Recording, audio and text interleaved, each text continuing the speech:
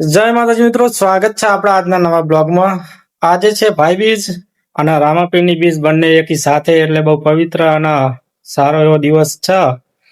તો આજે હું તમને જસોમાં રામાપીરના દર્શન કરાવવાનો છું, તો બ્લોગમાં બન્યા રહેજો। એના પહેલા મારા મામા ને આવ્યા છે, તો પૂજા એમને રસોઈ બનાવશે, તો ચલો થોડું તમને બતાવું।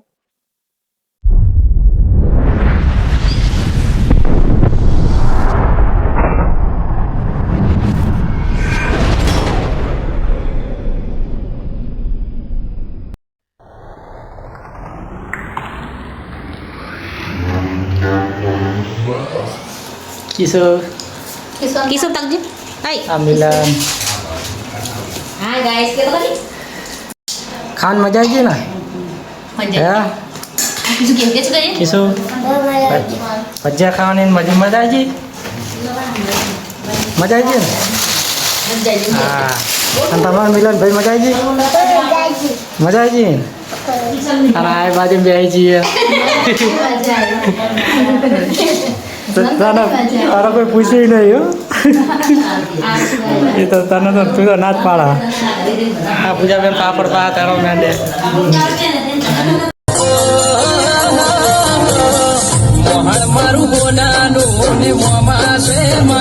Edit by Ravi Chauhan.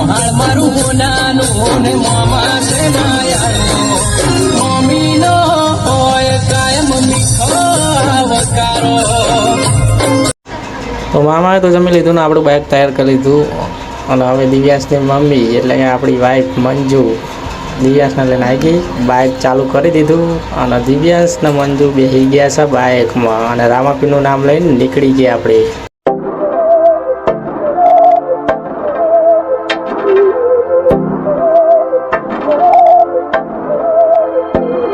बहकी सभी जुबां है, हम हैं हजारों में, अब की कमी जरा है, हर चीज खास है, अब है जो है वो समा है, तुम रह सकी तो रबा है, अब है जो है वो समा है, तुम रह सके ऐसी जीत, अब चाहे તો ફાઇનલી આપણે પહોંચી ગયા જસોમાં, બાઇક સાઈડમાં કરી દીધું, અને બાઇકના લીધે બાલ થોડા રમણ ભમણ થઈ ગયા હતા, તો સરખા કરી નાખ્યા, અને હવે આપણે જઈ રહ્યા છીએ મંદિરની અંદર, તમને દર્શન કરાવું ચલો। તો આ છે ગેટથી આપણે સીધા અંદર જતા રહ્યા, અને આ જો નીચે આ લીલા પીળા ફરકી રહ્યા છે કહું બધા, અને આ છે જસોમાં રામાપીરનો ગેટ। ચલો અંદર જઈએ, આજે બીચ છે એટલે ભીડ વધારે છે, આપણે લાઈનમાં લાગી ગયા અને જઈ રહ્યા દર્શન કરવા, તો તમને દર્શન કરાવશું। તો આ છે જસોમાના રામાપીર, જોઈ લ્યો, દર્શન થઈ જાય તો જય બાબાની કોમેન્ટ જરૂર કરજો, રામાપીર તમારા બધા સપના પૂરા કરો।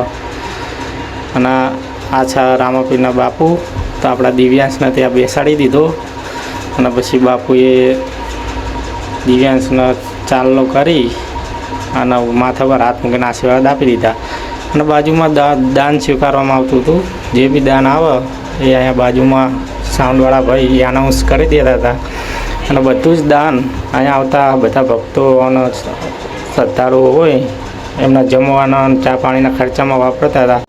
તો આપણે પણ 100 રૂપિયા આપી દીધા, ને આપણે આવી પાવતી આપી, અને જો મિત્રો કેટલા બધા અહીંયા શ્રદ્ધાળુ આવ્યા છે, અને બહુ સારી વ્યવસ્થા છે, પંખા બોકડા ગાદલા બાદલા બધું જ અહીંયા રહેવા માટેની પણ સગવડ છે।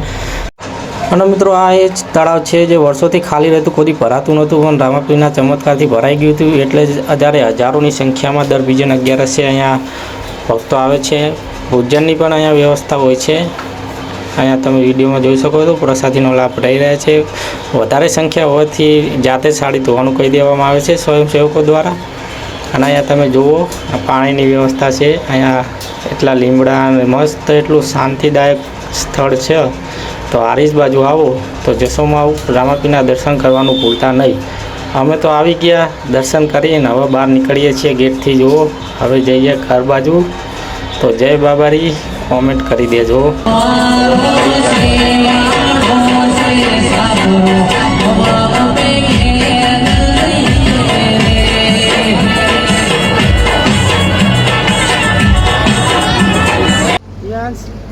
શું ખાવાનું તારે? શું ખાવતા? અહીંયા પકોડી ખાવી? ચાહે પકોડી. પકોડા અહીંયા અહીંયા પકોડી આવી છે જેવું થાહન. સારું યાર ખાઈ લ્યો તો સોઢા બાઈક ઊભું રાખીને દિવ્યાંશભાઈ કે પકોડી ખાવી હોય તો અમે ખાઈ લીધી અને દિવ્યાંશભાઈનો ખોખા લીધા અને પછી ખાઈને નીકળ્યા ઘરે